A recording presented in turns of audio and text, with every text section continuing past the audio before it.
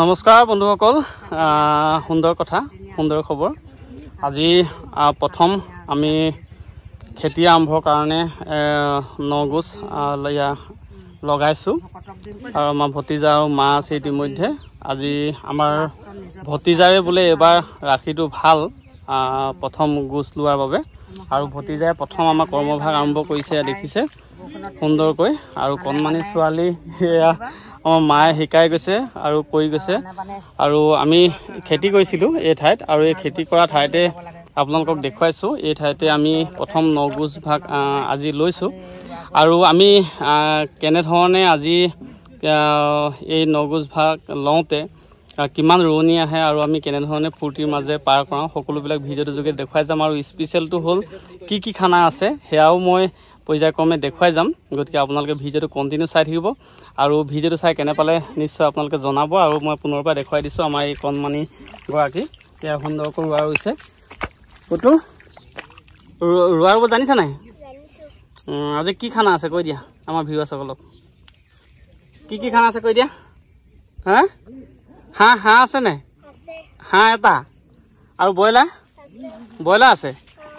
ধুনীয়া কথা। এয়া আমাৰ কণমানিগৰাকী ইতিমধ্যে ৰোৱা প্ৰথম আৰম্ভ কৰিছে নগুজ। আৰু বন্ধুসকল জনাব আপোনালোকৰ ফালে, আপোনালোকেও ৰোৱা এনেকৈ ৰুইছেনে নাই, গুজ ল'লেনে নাই, বা আপোনালোকৰ ৰোৱা ৰুই হ'ল নেকি, সকলোবিলাক যাতে জনাবলৈ নাপাহৰিব। আমি এয়া প্ৰথম আৰম্ভ কৰিছোঁ আৰু খেতিত লাগিলোঁ। এতিয়াৰ পৰা আৰু খেতি নুঠালৈকে আপোনালোকে আৰু দেখি থাকিব পথাৰতে, যি হওক মই দেখুৱাই যাম।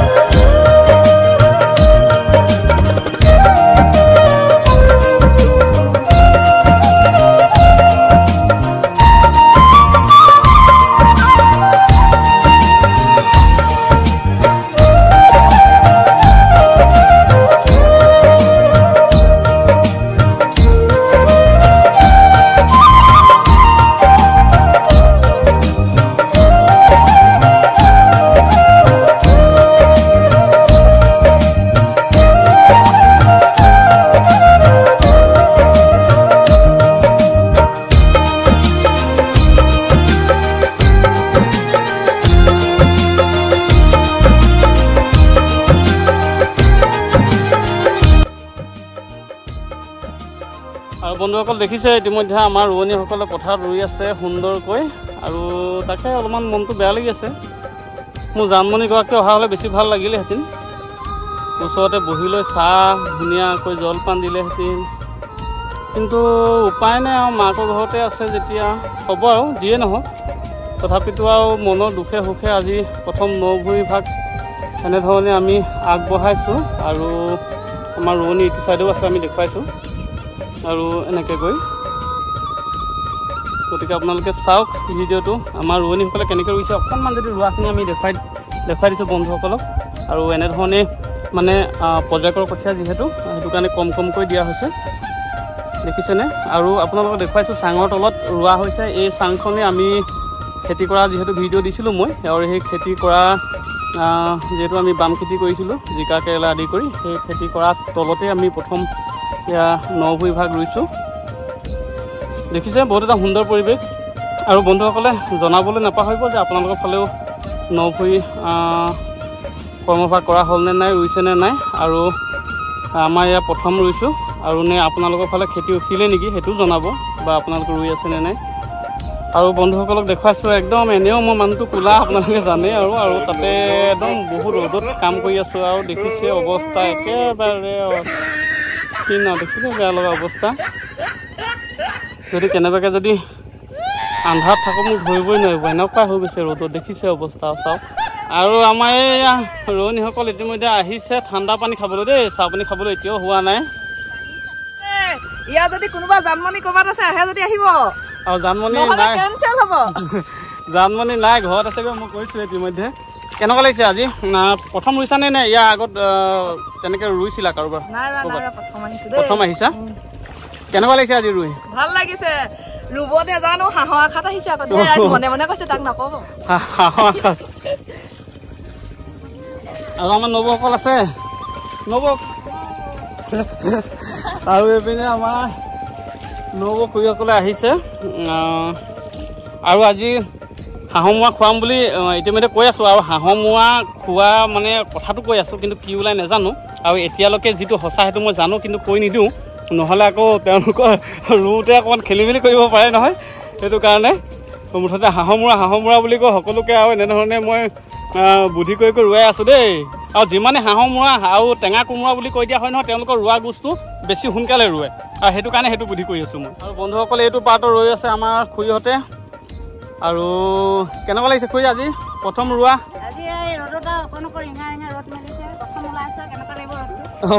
ৰ'দটো আৰু ৰ'দ দিছে বাৰু মানে ৰ'দ মানে এনেকুৱা ধৰণৰ মানে গপগপীয়া এটা গৰম বুলি কয় যে মিহি মিহিকৈ আৰু তথাপিতো চাগে হাঁহৰ মোৱাৰ কথা চিন্তা কৰি ইমান ৰ'দটোৱে পুৰিব পৰা নাই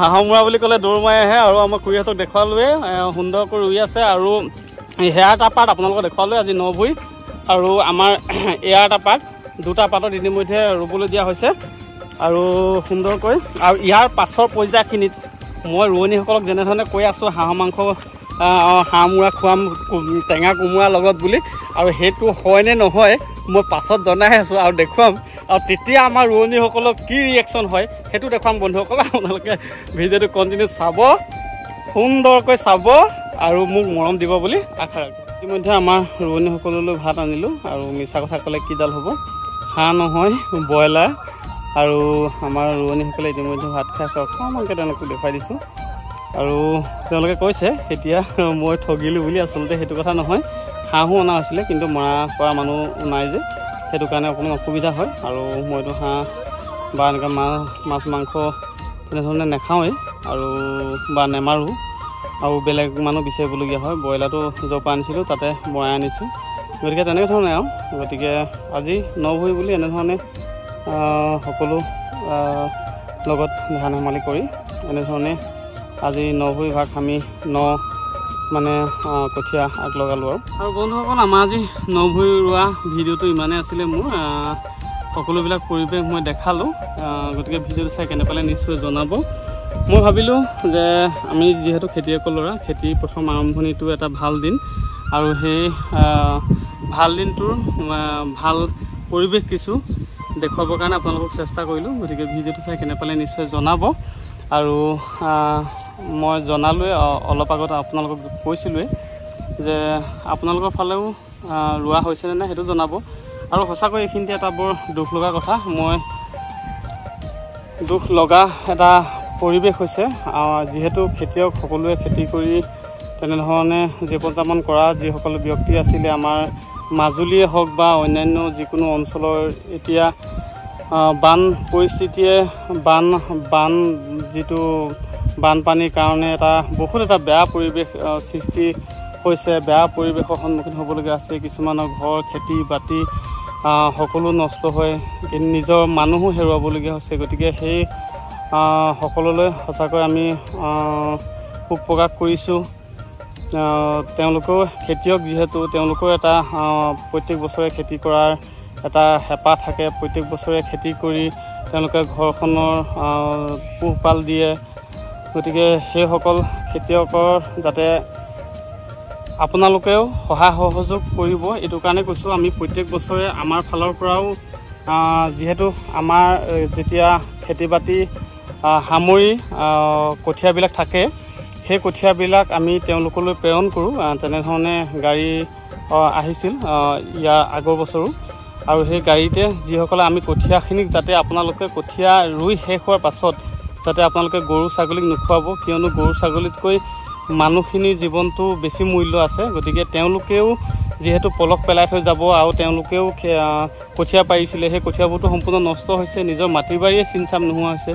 গতিকে মই ভাবোঁ আপোনালোকেও তেখেতসকলৰ কাৰণে ৰাখিব। আৰু প্ৰত্যেক গাঁৱতে তেওঁলোকে টাৰ্মছ কৰে, মানে আমাৰ অঞ্চললৈও আহিছিলে যোৱা বছৰ, তেনেকৈ এগাড়ী কঠীয়া নিছে। কোনে কেনেকৈ কি ৰুইছেগৈ নাজানো, কিন্তু তেওঁলোকৰ পৰা মানুহ আহে। আৰু যাতে আপোনালোকে কঠীয়াবিলাক, মই এটা অনুৰোধ জনাইছোঁ, যাতে কঠীয়াবিলাক আপোনালোকে ৰাখি থৈ দিব, যাতে তেওঁলোকেও আপোনালোকৰ দৰে খেতি কৰি এসাঁজ খাব পাৰে, নিজৰ পৰিয়ালটো পোহপাল দিয়াৰ লগতে তেতিয়া মানে আপোনালোকে এটা উপকাৰ কৰা হ'ব।